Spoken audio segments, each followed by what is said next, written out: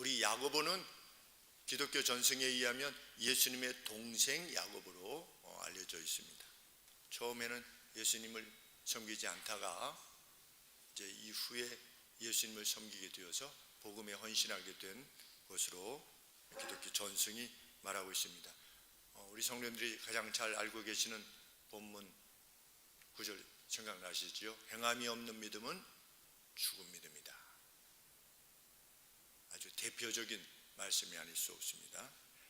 그 행함이 없는 믿음은 죽은 믿음이다라고 했을 때 그 행함 중에 하나가 무엇이냐? 그 어떤 사람에 대해서 편파적인 결정을 내리지 않는 것.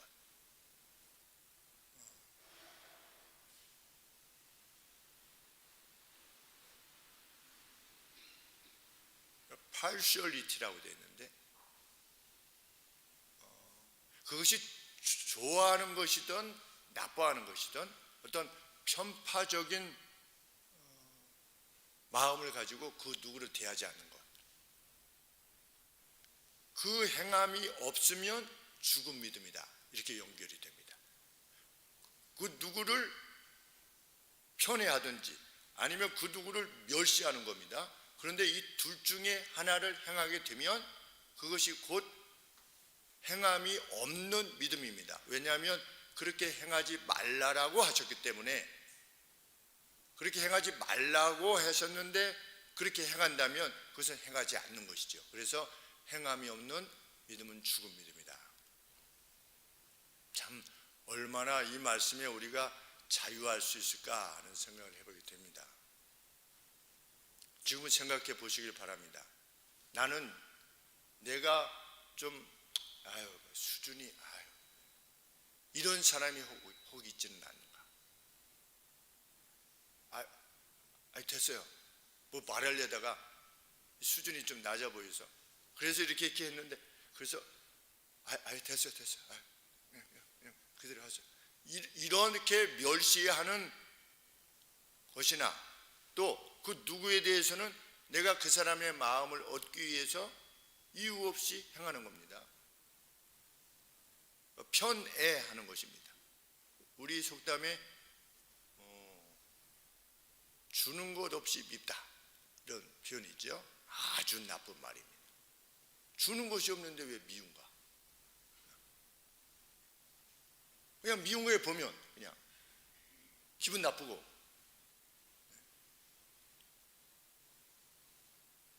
그런 믿음은 죽은 믿음이다. 프레지오를 타고 호텔 앞에 가면 호텔 그 벨보이 그분들을 벨보이라고 하는지 우리 안내하면서 나와서 하는 사람들이 바로 그냥 그 지하로 내려가라고 이렇게 하죠. 좋은 차가 들어오면 쫙 붙어서 이렇게 문도 열어주고 이러는데, 프레지오 타고 들어가면 제가 그 주례하러 갔는데, 주례하러 호텔에 갔는데 그냥 바로 이렇게 대려고, 이 성도님들 내리셔야 되잖아요.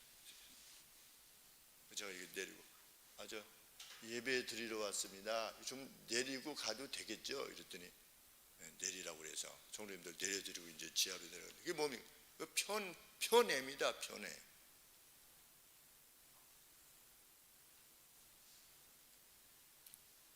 야고보께서는 우리에게 무엇을 가르쳐 주셨는가?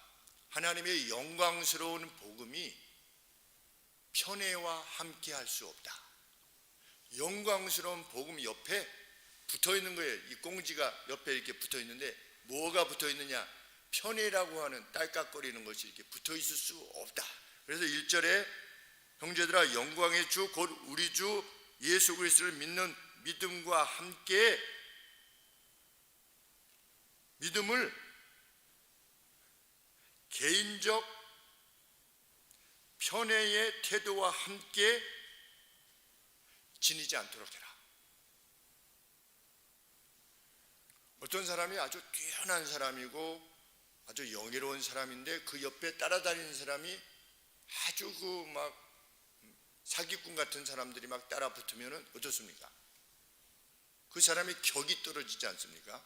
옆에 사람들이 이렇게 뒤에 보는데, 뭐 이번에도 우리 대통령 선거 뭐 할 때 뭐 누가 뭐 뒤에 따라 붙었느니 말았느니 무슨 뭐 침이 어떻느니 뭐 그런, 저는 그런 소리를 듣고 싶지가 않아가지고 그냥 얼핏 그렇겠거니 이렇게 하고 했는데, 무슨 뭐 왕자가 이러느니 저러느니 뭐 이렇게 하는데, 저도 이제 국회의원 그 선거 때만 되면 이 축구장에 그분들이 나타나요.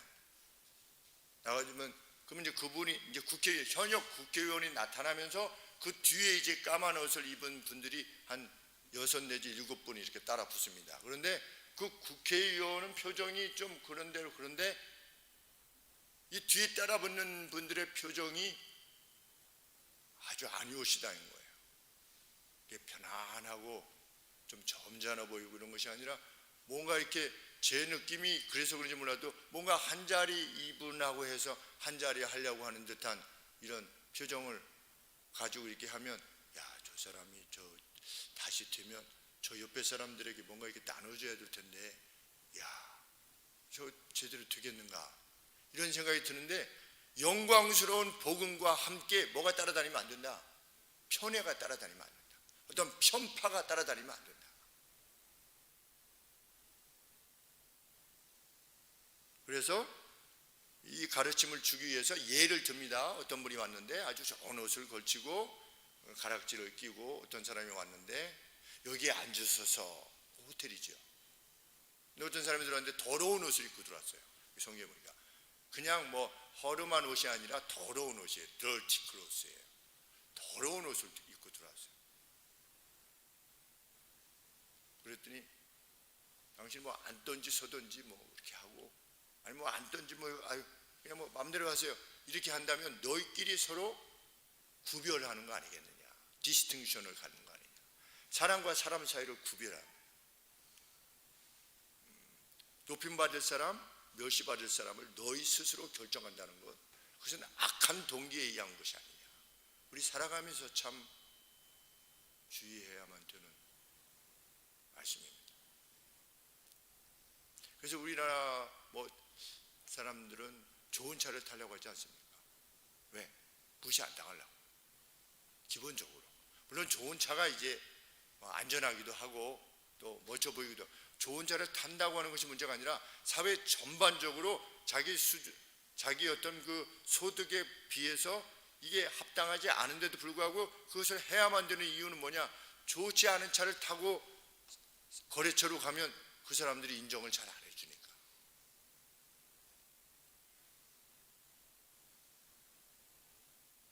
우리가 살아가는 사회 자체가 그렇습니다. 우리 역시 거기에 그러한 가치에 종속되어서 살아갈 수 있느냐? 불가하다.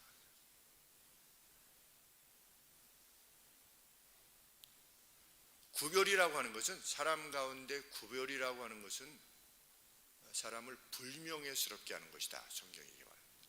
사람을 구별하는 것은 어떤 사람을 디스아너하게 하는 것이다. 불명예스럽게 만드는 것이다. 그런데 누군가 한번 무시를 당했다라고 하는 그 경험을 갖게 되면 평생 가죠. 여러분들은 무시당하신 적이 있는지 잘 모르겠지만, 저도 한 2번 정도는 무시당한, 제대로 무시를 당한 것이 기억이 납니다. 그런데 안 잊혀지는 거죠. 그 죽제품을 만드시는 분의 트럭에 싣고 파시는 분이 있으셔서, 제가 여기 그 죽부인 이거는 얼마입니까? 이거 10,000원입니다. 이거 10,000원입니까?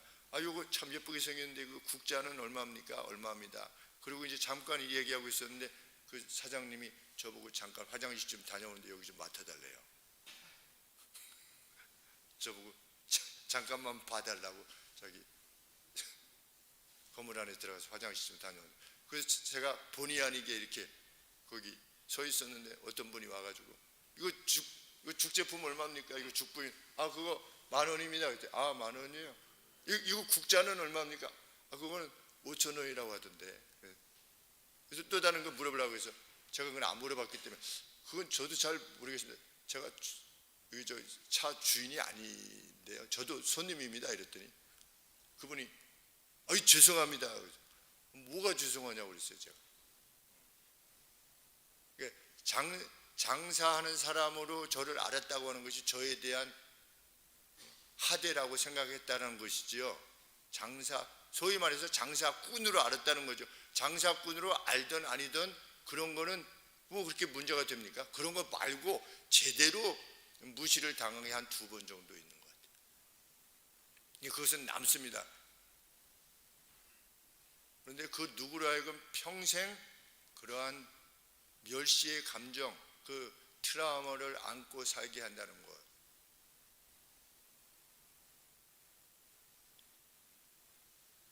어떤 부모는 제가 어떤 청년으로부터 들었지만 너는 왜 태어난지 모르겠다. 누가? 부모가.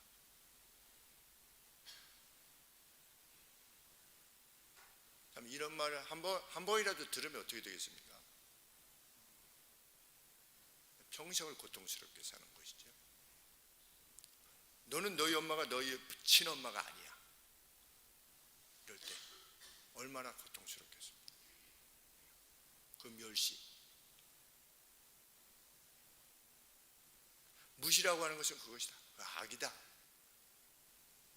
편애라고 하는 것이 가져오는 해악이다.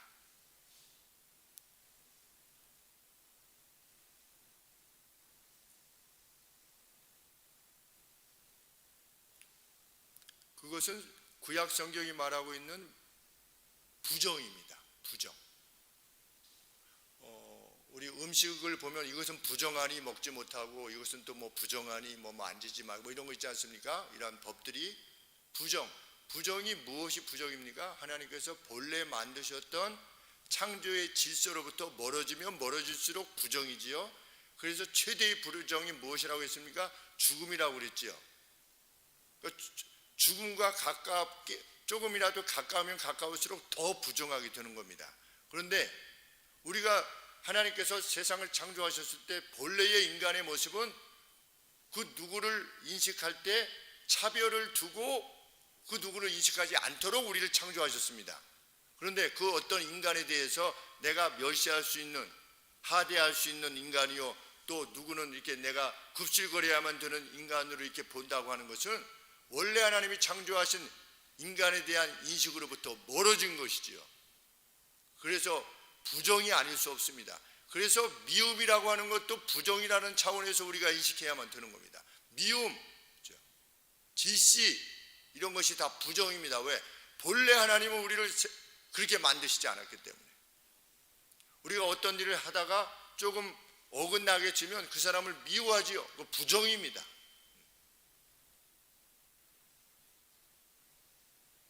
처음 만난 사람을 멸시하거나 아니면 환대하거나 이런 것도 있지만 살다가 보면 우리가 또 그 누구를 멸시하기도 되고 그 누구를에 대해서 환대하기도 합니다. 대부분은 자기 이익과 관계되어져서 그렇게 하지요. 근데 그것은 부정이라는 겁니다. 하나님의 영광스러운 복음을 그것과 함께 지닐 수 없다. 참 빛나는 말씀이 아닐 수 없습니다. 점과 흠이 없는, 이제 예수 그리스도를 믿기 전에는 우리가 그럴 수 있었지만 예수 그리스도를 구주로 받아들인 이후에는 다시는 그러한 삶을 살지 않겠다라고 하는 각오를 지니는 것,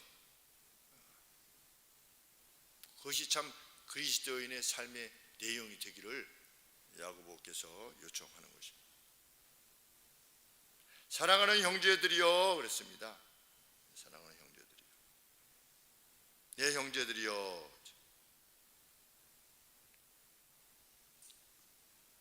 야고보는 참 기이한 일이라고 합니다. 가난한 사람을 멸시하고 부자를 환대하는 것이 기이한 일이다. 왜? 하나님께서 가난한 당신들을 택해서 그 영광스러운 복음을 안게 하셨다는 겁니다. 그런데 당시의 부자들은 예수 믿는 사람들을 법정에 끌고 가서 처벌하기를 원했는데도 불구하고, 교회 내의 성도들이 이 두 가지 사실, 우리는 가난한 사람인데, 당시에 가난한 사람인데 뭐 문벌도 별로 좋지 아니하고, 사도 바울이 그렇게 언급하지 않았습니까? 뭐 별로 문벌도 좋지 아니하고, 오늘날로 치면 사회적 지위도 별로 없고, 배운 것도 뭐 이렇게 남들보다 그렇게 뛰어난 것이 아닌데도 불구하고 하나님께서 영광스러운 복음을 안게 하셨는데 오히려 핍박을 하던 부자들을 더 좋아한다는 것이 가당한 것이냐? 그런데도 교회가 그 속성, 그 타락한 속성을 벗지 못하고 있다는 겁니다. 그만큼 본능적인 악이라는 거죠. 사람에 대해서 편애를 지닌다는 거죠. 사랑할 사람, 미워할 사람, 우대할 사람, 멸시할 사람을 결정한다는 것은 악에 속한 것이다. 우리가 살아가면서 정말 가슴에 담아야 될 것입니다. 그 누구라도 존대하는 것, 그것이 그리스도의 삶의 내용입니다. 예수님께서 뭐라고 말씀하셨습니까? 너희의 의로움이 서기관과 바리새인보다 더 그들 위에 있지 아니하면. 서기관과 바리새인은 어떻게 하는데요? 자기에게 잘해주는 사람을 좋아하고 자기에게 싫어하는 사람을 싫어합니다. 돈 많은 사람을 좋아하고, 바리새인들은 돈을 좋아하는 자라 돈 많은 사람을 좋아하고 돈 없는 사람을 싫어하는 겁니다. 가까이 하기를. 그런데 그들의 의로움보다 너희가 뛰어나야 될 것이다. 결단코 천국에 이르지 못할 것이다. 천국에는 편애를 지니며 행했던 이들은 없을 것이다. 이런 말씀입니다. 천국에는 그런 자들이 없대요.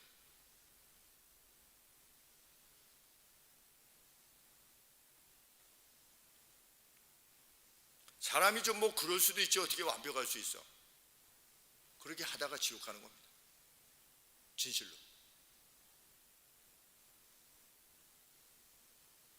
어떻게 완벽하게 살 수 있는가? 완벽하게 못 삽니다. 그럼에도 불구하고 자라가라 그러셨죠. 자라가라. 우리는 이러한 점에 있어서 얼마나 자라가고 있는가? 나는 5년 전에 나와 10년 전에 나, 오늘의 나를 비교할 때 나는 얼마나 자라났는가? 얼마나 성장의 기쁨이 있는가? 나는 난장이인가? 아니면 계속해서 자라나고 있는가?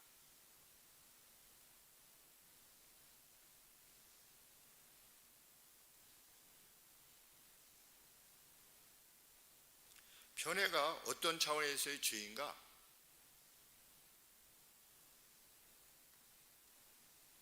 8절 말씀에 내 이웃 사랑하기를 내 몸과 같이 하라고 하시는 말씀을 범하는 죄다. 그런 차원에서 죄다. 우리는 그 누구로부터 멸시당하고 싶지는 않죠. 그리고 아첨받고 싶지도 않습니다. 내 이웃을 내 몸같이 사랑하라고 하는 법에 의거하면 결코 편애할 수 없다는 겁니다. 편파적으로 행할 수 없다는 것입니다. 기독교인의 황금률이 무엇입니까? 내 이웃을 내 몸과 같이 사랑하라. 그런데 편애가 뭐 그렇게 뭐 죄인가? 그런데 그 황금률에 의해서 유죄 판결을 받게 될 것이다.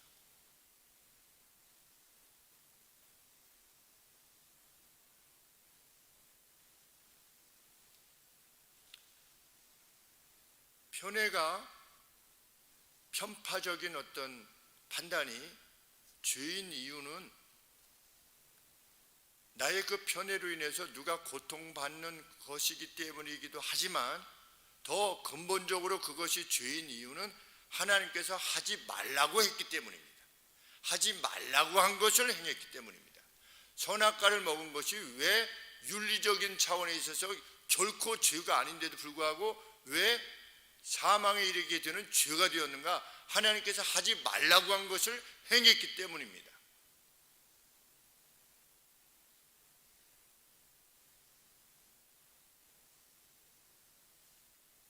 잠언 22장 2절 말씀에 이렇게 말씀하셨습니다. 부자들과 가난한 사람들이 하나의 공동의 유대를 지니고 있는데 여호와께서 그들 모두의 조성자이시다. 가난한 사람과 부자가 하나의 공동의 유대를 지니고 있대요. 어떤 차원에서 하나래요? 이 둘 다를 하나님이 지으셨다는 차원에 있어서 둘 다가 공동의 본드를 가지고 있대요. 커먼 본드라고 되어 있는데 영어 성경에 공동의 유대. 이 사회는 지금 점점 어떤 사회로 가고 있습니까? 부자와 가난한 자를 나누는 사회로 가고 있지요. 악한 자들에 의해서. 그리고 가난한 자들을 편드는 것이 무슨 정의인 양 말하려고 합니다. 왜 성경이 말하는 바입니까? 결코 아니죠. 가난한 자라고 편들지 말 것이며 레위기서에 말씀하고 있죠. 재판할 때 우리가 누구를 판단할 때 가난한 자의 편을 드는 것이 더 고상한 사람처럼 인식되어지는 그러한 사회 속에 살고 있기에 이 사회가 가난한 자와 부자 사이를 자꾸만 나누려고 합니다. 신문 방송에서 그것을 자꾸만 언급하려고 합니다. 그래서 자기들의 정치적인 목적을 이루려고 하지요. 사람들이 남자와 여자를 나눕니다. 계속해서 남혐 남자를 혐오하고 여자를 혐오하는 이 방향으로 자꾸만 나가려고 하죠. 사회는 자꾸만 가르려고 합니다.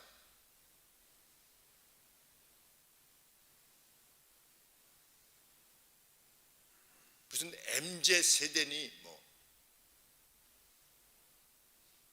무슨 386이니 586 그것도 각각 다 나누는 거죠. 세대를 자꾸만 나누려고 합니다. 그것은 부정입니다. 사람들 사이를 그것다한 방법으로도 나누는 것은 부정입니다. 우리는 거기에 속지 말아야 되고 그것과 저항해야만 됩니다. 그것은 본래 하나님이 창조하신 세계가 아니었기 때문이에요. 그 질서가 아니었기 때문에 남편과 아내가 서로 갈등이 발생하는 것, 그 부정입니다. 부정을 물리쳐야죠. 나는 어쩔 수 없어가 아니라 물리쳐야만 되는 부정입니다. 그 영광스러운 맞섬을 세상에 보여줘야 됩니다. 그리고 우리의 자녀들에게 보여줘야 되고 늘 그 부정에 종속되어서 종되어 살아가는 그러한 모습으로 살아가는 것이 아니라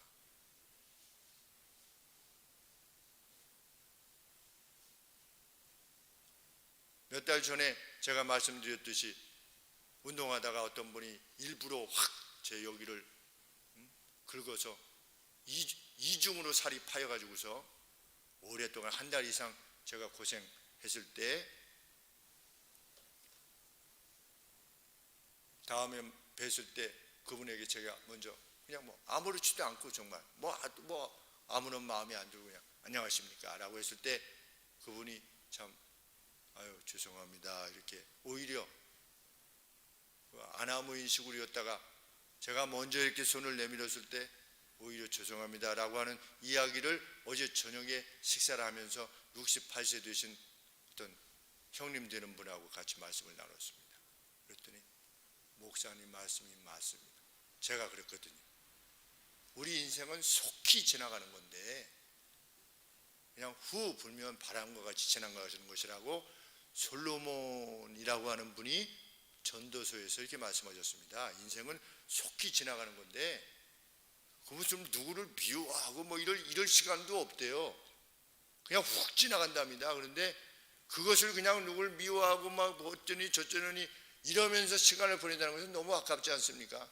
그냥 저는 어렸을 때부터 하나님이 이렇게 말씀해 주셔서 이런 길로 그냥 가게 되었습니다. 그랬더니 그분이 보안대 준위로 제대하신 분인데 목사님 말씀이 맞습니다. 이렇게 저한테 목사님 말씀 살아보니까 목사님 말씀이 정말 맞습니다. 그러면서 뭐라고 하냐면 우리 언제 한번 모아서 목사님 말씀을 한번 들었으면 좋겠대요. 그래서 제가 저희 교회에서 한번 식사 대접하겠습니다. 그랬습니다. 식당이 있으니까 식당이 있어요. 교회 식당인데 한번 모여서 점심이 되든지 저녁이 되든지 한번 오셔서 식사 한번 하시고 같이 말씀 나누시자. 일반 사람들도 그 원래 창조 시에 지었던 그 하나님의 질서, 그 에덴 동산의 그 내용이 타락했지만 남아있죠. 그것이 옳다라고 하는 것에 대한 어떤 조그마한 인식도 지니고 있는 겁니다. 그렇다면 영광의 복음을 지닌 우리가 그냥 예수님을 알지 못했던 때의 방식으로 우리의 삶을 살아낼 수는 없는 것이죠.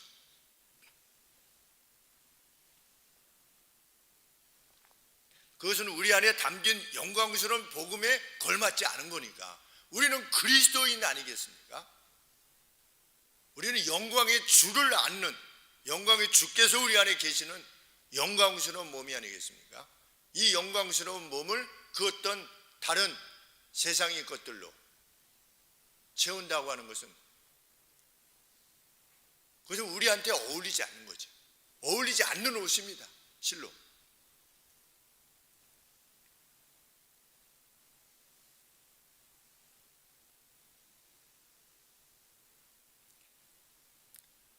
정말 하나님의 사람이면 이 대전제, 가난한 사람이나 부자나 배운 사람이나 못 배운 사람이나 높은 지위에 있거나 낮은 지위에 있거나 내게 손해를 미치는 사람이거나 이익을 주는 사람이거나 관계없이 대전제는 무엇입니까? 모두를 우리 하늘 아버지께서 지으셨다. 우리는 형제요 자매다. 세상 모든 사람들은 형제요 자매다. 그건 나한테 괴로움을 끼치고 자꾸만 힘든 것을 주는, 나한테 대가를 자꾸만 요구하는 사람은 어떤 사람이냐? 병든 형제요 병든 자매다. 우리가 병들면 치료비를 제공하지 않습니까? 왜? 형제요 자매니까. 이 대전제 아래 누군가 나에게 그냥 일부러 확 긁으면, 살을 긁으면 이분은 병들었구나 이렇게 생각하면 되는 것입니다. 병든 형제구나.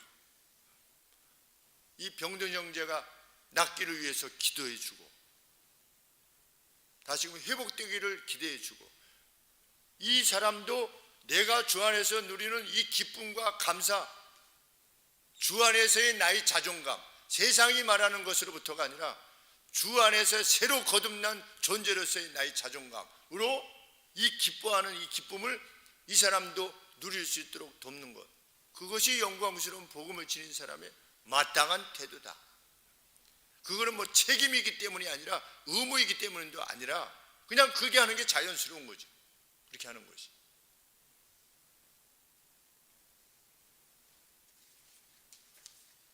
그래서 저는 이런 말씀 들을 때마다 가슴이 막 정말 뛰노는 겁니다. 너희는 자유의 율법대로 심판받을 자처럼 말도 하고 행하게 되라. 우리가 나중에 하나님 앞에 심판당하죠. 심판받겠죠. 심판받는데 자유의 율법, 이게 무슨 뜻입니까? 자유의 율법대로 우리가 심판받을 때 우리가 행한 바대로 이 심판을 받는 것입니까? 아니죠. 그리스도께서 우리에게 제공하신 그것으로 인해서 그 자유의 법대로, 그리스도께서 제공하신 그 자유의 법대로 심판을 받아서 우리 어디 갈 겁니까? 천성에 이를 것이지요. 그러면 그렇게 구원받은 자로서 행하라는 겁니다. 일반 달란트 탕감 받은 자의 그 기쁨으로 행하라. 그러니 그 사람은 결코 자기한테 100데나리온 겨우 90만 원, 100만 원 정도 빚진, 당시로 치면 뭐 한 120만 원 정도 빚진 사람, 자기는 수조를 탕감 받았는데 어떻게 100일치 임금 자기에게 빚진 사람이 멱살을 잡고 이럴 수 있냐는 거예요. 너 이런 나쁜 놈이라든지, 너는 감옥에 내 가둬야겠다든지, 그렇게 할 수가 없다는 거죠. 왜? 기쁨이 넘쳐서. 예수님 믿는 사람의 특징은 뭡니까? 기쁨이지요. 얼굴에 그냥 기쁨이 넘치는 것이지요.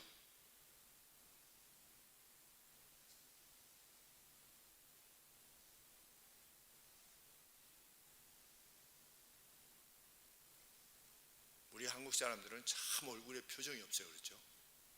참 얼굴에 표정이 없는 것 같아요. 그 미국에 가면 그냥 지나가면서 그냥 하이, 물론 뭐 그냥 입술에 하이인지는 모르겠지만 연예인들도 만나면 서로 이렇게 반갑게 이렇게 표정을 짓고, 뭐 하이까지는 꼭 굳이 안 하더라도 이렇게 여기 나와 있는 미국 사람들, 외국 사람들 이렇게 지나갈 때 제가 그냥 습관적으로 그냥 지나가면은 저쪽에서 이렇게 해요. 근데 우리 가령에서 모르는 사람이 우리 지나가는데 이렇게 하면 어떻게 합니까? 이렇게 생각. 우리 한국 사람들은 정말 표정이, 그런데 적어도 우리 예수님 믿는 사람들의 표정은 빛내야 되지 않겠습니까? 우리가 800만 정도 된다고 그러는데 우리 이 땅에 800만 명만 얼굴이 환하게 지낸다. 그러면 좀 우리 세상이 달라지지 않겠습니까?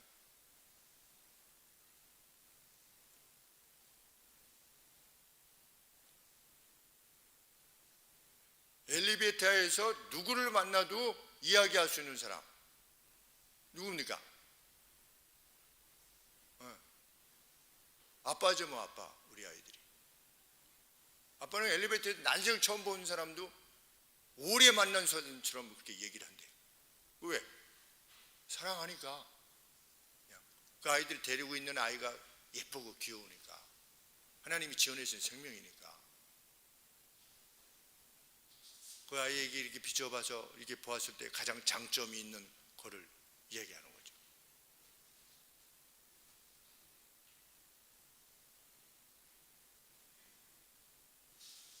저 중앙상가에 갔는데 이제 9층에서 내려오는데 어떤 학생이 여학생이 타서요. 엄마 사주 보러 갔어? 엄마. 근데 엄마 이게 화가 났어? 엄마 화가 났네. 사주 보고 와서 왜 화가 났어? 전화를 끊더라고요. 둘이 이렇게 있는데 제가 엄마를 잘 위로해야겠네 이랬더니 네. 근데 이제 나이 들어가는 것이 참 그 좋은 유익이 뭐냐면 누가 이렇게 긴장을 안 한다는 거. 뭐 어린아이든지 뭐 좀 청소년이든지 이제는 늙어가지고서 뭘 말을 해도 이 사람이 이렇게 뭐 힘이 있어가지고 나를 어떻게 했구나 이런 게 없으니까 무슨 말을 할 때도 그냥 받아들여 주는 것이 이거 참 나이 들어가면 기쁨이다 이런 생각이 듭니다. 유익이 크구나 이렇게 좀 나이가 들어가는 것도. 그러니까 점점 나이 들어갈수록 복음을 전함이 굉장히 유익하겠다 이런 생각이 들더라고요.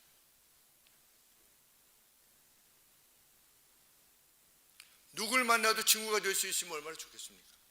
얼마나 행복한 삶입니까? 긴장하지 않고.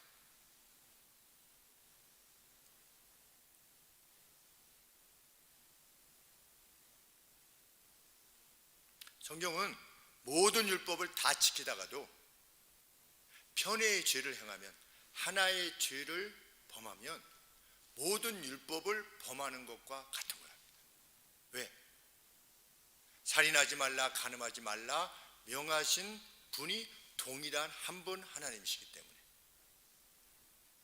그러므로 편애하지 말라라고 하신 분도 하나님이십니다. 그렇기 때문에 내가 그 누구에 대해서 편견을 지니고 편파적인 어떤 판단을 지니고 궁극적으로는 그 누구를 미워하고 무시하고 이렇게 되면 모든 율법을 다 범한 것과 마찬가지래요. 하나님 앞에서는. 왜? 그 명령을 주신 분도 하나님이시니까. 그런데 하나님의 명령을 내가 취사 선택할 수 없다는 겁니다. 요거는 내가 하나님 말씀 듣겠는데 요거는 못하겠어 라고 하면 그거는 자기가 주인인 겁니다. 우리 개 대통령 있죠. 개 대통령 이름이 뭔데? 네. 그런데 그분이 이제 개 훈련시키는 걸 봤어요. 그런데 불독 같이 생긴 개 있는데 뭐 이렇게 먹을 걸 이제 제작진 보고 먹을 걸 주라고 하니까 이제 먹을 걸 줬어요. 주려고 하는데 개가 이제 먹으러 이게 가까이 오니까 무서우니까 뒤로 이렇게 물러나니까 이 손을 물려고 하는 거예요. 이 개가 갑자기 왕 물려고 하니까 제작진이 확 뒤로 빠지면서 이러니까 주인이 옆에 소파에 앉아 있다가 이제 물려고 하니까 이제 막으려고 이렇게 하니까 주인한테도 왕 이렇게 하는 거예요. 그러니까 이 개 대통령 그분이 뭐라고 하냐면 이 개한테는 착해 보이지만 실제로는 얘가 당신보다 더 위다. 수틀리면 당신도 무는 거다. 하나님의 법을 지키다가 하나를 어긴다고 하는 것은 그 개나 다를 바가 없는 거예요. 그 개가 보이는 행동. 평상시에는 네 그렇습니다, 하나님 말씀을 따라야죠 그런데 어떤 상황이 발생했을 때 수가 틀려가지고 하나님 이거는 내가 못하겠습니다 라고 한다면 그를 지배하는 것은 그 자신인 거지 하나님이 아니라는 겁니다. 그런 차원에서 온 율법을 다 지키다가도 하나를 어기게 되면 그것은 전부를 어기는 것과 마찬가지다. 왜? 동일하신 하나님이 명령하신 것이니까.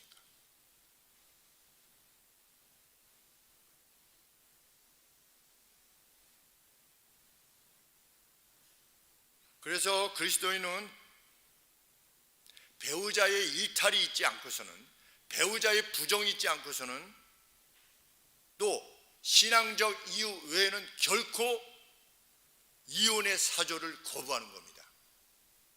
이 세상은 지금 좀만 뭐하면 어떻습니까? 그냥 헤어지는 겁니다. 그냥 헤어질 것을 먼저 생각해요. 그런 세상이 되었어요. 어제도 그 68세 되신 분하고 이렇게 얘기하면서 아들한테 잘해야 된대요. 아들한테, 며느리한테 잘해야 된대. 왜냐니까 며느리가 그냥 좀 잘못하면 그냥 그만둔다는 거예요. 뭘요? 그냥 살림을 그냥 그만둔대요. 근데 며느리하고 살림을 그만두는 게 문제가 아니라 그 아이를 길러야 된대. 그래서 제가 아니 자녀가 서로 이렇게 헤어지는 게 이 상황이 문제가 되는 게 아니라 그럼 지금 아니 애들을 그러면 헤어진 애들이 대되는데 길러야지 어떻게? 그 길르면 평생 길러야 돼요. 죽을 때까지 이렇게 얘기하면서 결코 헤어지면 안 된다고 그러면서 이렇게 며느리한테 잘해줘야 된다고 이렇게 이야기를 할 정도니까 옆에 있던 저 벌써 저 손자들 다 손녀들 본 분들이 다 옆에 계신데 그분들이 한결같이 이구동성으로 맞아 이렇게 얘기를 하는 겁니다. 이 이혼의 사조가 이 땅을 덮고 있죠. 그 뉴저지에 사는 누님 있는데 그 남편 되는 형님이 화성교회 다니시던 분이셨는데 어느 날 학교에 초청을 해가지고 무슨 부모의 날인가 무슨 학생의 날인가 해서 가가지고 이렇게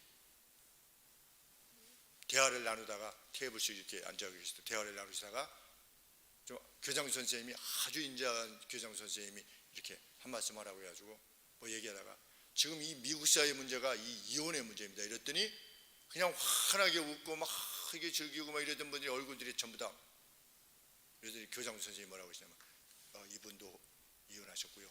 저분도 이혼하셨고 저분도 이혼하셨습니다. 저도 이혼했습니다. 이렇게 얘기를 해가지고 자기가 다시는 미국 사회에서 이혼 얘기를 안 한다.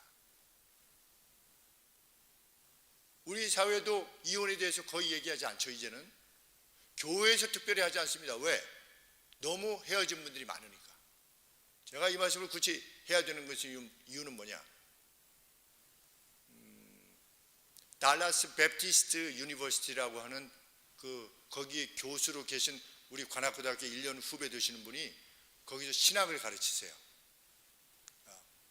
침례교회에 있어서는 아주 유명한 대학인데 한 5천 명 정도 미국 대학생들이 다니는 유니버시티인데 그 교수된 후배님이 우리 교회에 오셔가지고 같이 말씀을 나누시다 해가지고 시간을 내셔서 오셨어요. 옛날에 학교 다닐 때 반장 클럽이 있었어요. 근데 그 이제 반장 클럽 내에 있었으니까 나이 들어서는 얼굴을 잘 모르겠는데 이 옛날에 찍어놓은 그 사진을 보니까 누군지 알겠더라고요.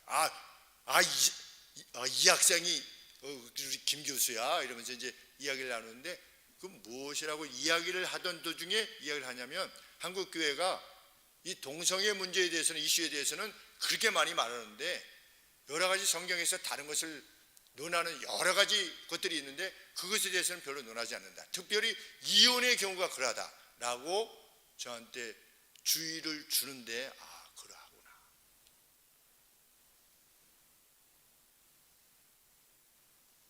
더 이상 교회에서 이혼을 논하지 않아야 한다. 성경이 명하는 바는 무엇입니까? 배우자의 부정, 신앙생활을 못하게 할 때 외에는 무엇을 허락지 아니한다? 이혼을 허락지 아니한다.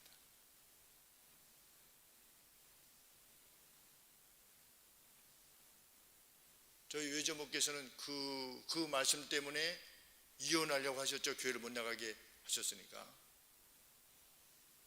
외할아버지에게 내가 교회 나가는 것을 못 나가게 하면 나는 당신하고 이혼이다. 그 옛날에. 그런데 그것을 허락하셨을 때 다른 정말 많은 어려움이 외할아버지의 어떤 한으로 인해서 굉장한 괴로움을 겪으셨음에도 불구하고 이거 외에는 허락지 아니한다 했기 때문에 어떻게 한 겁니까? 할머니가 평생 할아버지를 돌보신 겁니다. 그것이 우리들의 앞선 신앙인들의 삶의 내용이었습니다.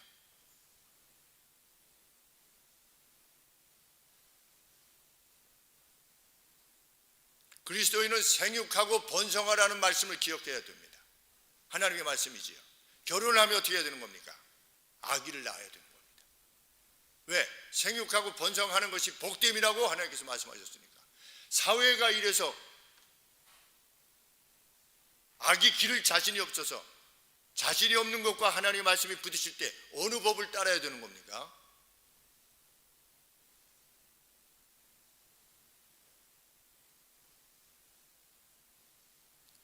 우리 후배 목사님은 11명을 낳으셨어요. 그리고 우리 TV에도 나오실 정도로였는데 주시는 대로 받았다 이런 말씀을 하셨는데 옆에서는 뭐라고 할지 몰라요. 근데 그 자녀들이 그 11명이 얼마나 행복하게 사는지 알 수 없어요.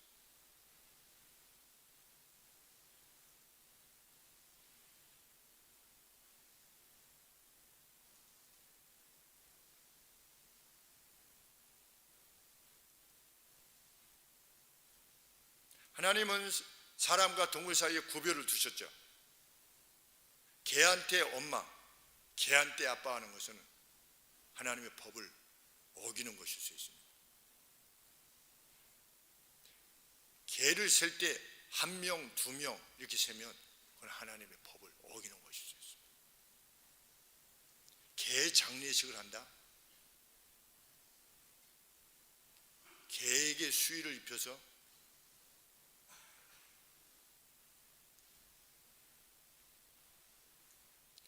이렇게 하면 예수님 믿는 사람 가운데서도 개를 사랑하고, 저도 개 사랑하죠. 왜? 제 별명이 개 아빠였으니까. 그래서 우리 집에서 어렸을 때 자랄 때 9명을 이렇게 삥 둘러가지고서 복수이라고 하는 개가 있었어요. 그래서 서로 불렀어요. 다 개를 사랑하니까. 복수라 복수라 복수라. 그 복수리가 저한테 왔어요. 막 처음에 어디로 갈지 몰라요. 서로 부르니까 다 주인 아니에요. 막 빙글빙글 여기로 갔다 저기로 갔다가 결국은 저한테 왔어요. 그래서 제가 1등. 그리고 우리 소망이 그때 병 들었을 때 200만 원 저희 집에서 써서 고쳐보려고 했잖아요. 200만 원이면 정말 큰 돈이었죠. 개한테 200만 원을 쓴다. 저희 불가한 일이었지만 그 생명 아니겠습니까? 생명. 그래서 개를 제가 무시하는 거 결코 아니죠. 왜? 그래도 살려보려고, 개 홍역 걸렸을 때 살려보려고 아침에 새벽기도 끝나면 닭고기 삶아가지고서 찢어가지고서 입에다가 제가 이게 넣어줬던 거예요. 한 일주일 동안. 저녁에는 또 닭고기만 먹으면 그럴 것 같아서 영양 생각해서 저 고기 만두, 야채도 좀 들어있는 그것도 삶아가지고서 저녁에 일주일 동안 이렇게 했는데 결국은 갔지요. 제가 개를 개라고 그 개는 개라고 표현을 해야 되는 겁니다. 성경에 의하면. 이 사람과 사람 사이에는 구별을 두면서 사람과 동물 사이에는 오히려 더 이 개인지 사람인지 이런 말씀을 듣는, 만약에 이렇게 유튜브로 나가가지고 예수님 믿는 사람들이 이 방송을 듣는다든지 이럴 때 그 중에서도 반감을 갖고 계시는 분이 있을 수 있죠. 그 반감을 어떻게 해야 되는 겁니까? 하나님 말씀 안에 복종해야 되는 겁니다. 내가 누구에 대해서 편애를 갖고 있다든지 가진 자에 대한 멸시를 가지고 있다든지, 거꾸로도 마찬가지 아니겠습니까? 가난한 사람만 멸시합니까? 부자도 멸시하지요. 이 사회는 부자를 멸시하는 것을 정의라고 말하는 자들이 있죠. 가난한 자를 멸시하는 것이 죄인 만큼이나 부자를 멸시하는 것도 하나님 앞에 죄인 것입니다. 왜? 그것도 파셜리티니까, 그것도 편파적인 거니까.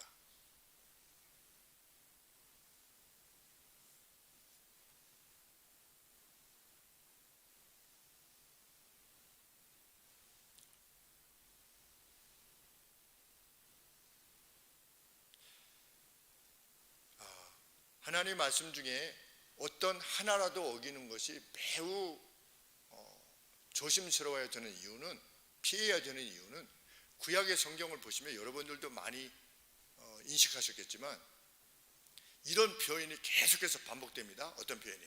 하나님 앞에서 온전히 행하였으나 산당은 제하지 아니하였더라. 이것이 계속 반복됩니다. 결국은 그 다른 면에 있어서는 온전하였으나 산당은 제하지 아니하였더라. 높은 곳에서 제사하는, 분향하는, 하나님께서는 하나님이 전에서 하라고 그랬는데, 그런데 그것이 발목을 잡아서 어떻게 합니까? 결국은 그 사람들을 무너뜨렸죠. 그래서 다 그 최후가 비참하게 끝났습니다. 얼마나 안타까운 일인지 알 수 없습니다.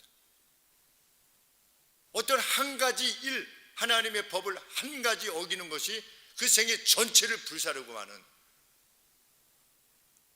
그러니까 우리가 하나님을 섬길 때 온전히 섬겨야 되는 이유는 뭐냐? 그 하나의 일탈이 일생 전체를 불사르는 것입니다.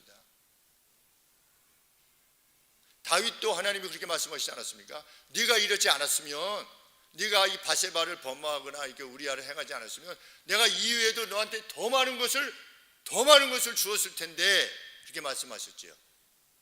그 일생에 있어서 유일한 실수 아니겠습니까, 다윗이? 그런데 그 유일한 잘못이 이후에 그의 생애 끝날까지 그를 괴롭혔죠. 다윗을. 그 이전의 다윗과 그 이후의 다윗은 완전히 다른 모습입니다.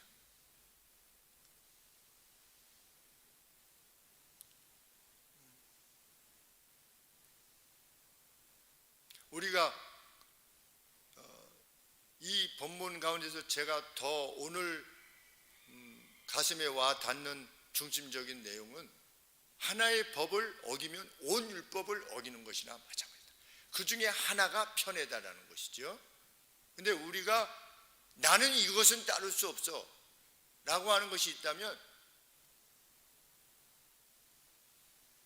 제고해야만 됩니다. 돌아서야만 합니다.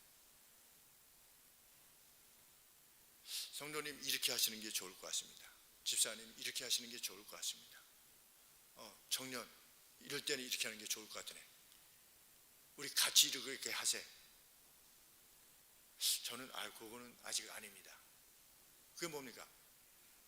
그것이 하나의 일탈입니다. 그런데 그러한 태도로서는 온전한 기쁨을 누릴 수 없다는 것. 온전한 기쁨을 누리기를 원하는 것입니다. 하나님께서는 우리로 하여. 무엇보다도 이 모든 행함들이 무엇에 관계되어져야만 하는가? 13절에 mercy, 자비죠. 자비를 행하지 아니하는 자에게는 자비가 없는 심판이 있을 것이다. 긍휼은 심판 위에 승리한다. 트라이엄펀트라고 표현했습니다. 트라이엄펀트는 뭐냐면 개선할 때 승리의 개선, 이렇게 막 이렇게 개선할 때 이기고 장군이 막 이렇게 승리하는 것을 그 트라이엄프라고 그러는데, 사랑은 심판에 대해서 승리한대요. 나중에 우리가 하나님 주님 앞에 서게 되었을 때, 우리가 심판을 받게 되었을 때, 우리가 무엇을 가지고 있었으면, 우리가 무엇을 실현했었으면, 멀시를 실현했었으면, 자비를 실현했었으면, 그 자비 중에 하나가 무엇입니까? 오늘은 편애지요. 편애는 결코 자비일 수 없으니까 우리의 일상의 행함이 과연 그게 멀시인 것인지 자비인 것인지, 상대가 내게 혹 잘못했더라도 나는 사랑을 상실하지 않는 것, 그것이야말로 긍휼이요 자비지요. 심판만 이기는 것이 아닙니다. 긍휼이야말로 잠언에서 언급하고 있는 그 자비야말로 잠언에서 말씀하고 있는 모든 것들을 누리는 비결이다. 우리가 돈을 쓰는 것, 시간을 쓰는 것, 우리 말하는 것, 행동하는 것, 어떤 결정을 하는 것, 이것이 과연 멀시에 해당하는 거냐? 그것만 분명하면 되는 겁니다. 하나님 앞에서. 그것이 만발하기를 원합니다.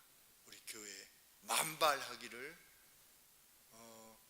여러분들이 자녀들로 여러분들이 일컬어질 때 우리 엄마는, 우리 아빠는, 우리 할아버지는, 우리 할머니는 정말 자비로운 할머니시다. 정말 자비로운 아빠다. 그 길이야말로 복된 길이다. 승리하시는 우리들 되기를 원합니다. 기도하겠습니다.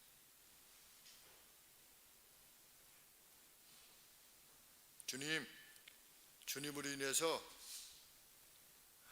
자비가 꽃피게 하여 주옵소서. 우리의 무딘 마음을 일깨워 주시고 주님의 말씀으로, 주 성령의 감동으로 깎아내 주시옵기를, 굳은 마음들을 깎아내 주셔서 부드러운 마음으로 살아갈 수 있도록 도와주시옵소서. 자신에게 저주를 퍼부으며 돌로 쳤던 이들을 향해서도 용서를 구하며 자비 가운데 세상을 마쳤던, 세상의 모든 사역을 마쳤던 스데반과 같이, 또 그 모범을 보여주신 우리 예수 그리스도와 같이 하나님 긍휼로만, 자비로만 충만한 이들이 되게 하시고 그것이 우리의 삶 가운데 분명히 드러나게 하여 주옵소서. 그 표와 사인이 있게 하여 주시옵기를 진실로 소원합니다. 성령 하나님 도와주시옵소서. 예수님의 이름으로 기도합니다. 아멘. 212장 다 같이 일어나셔서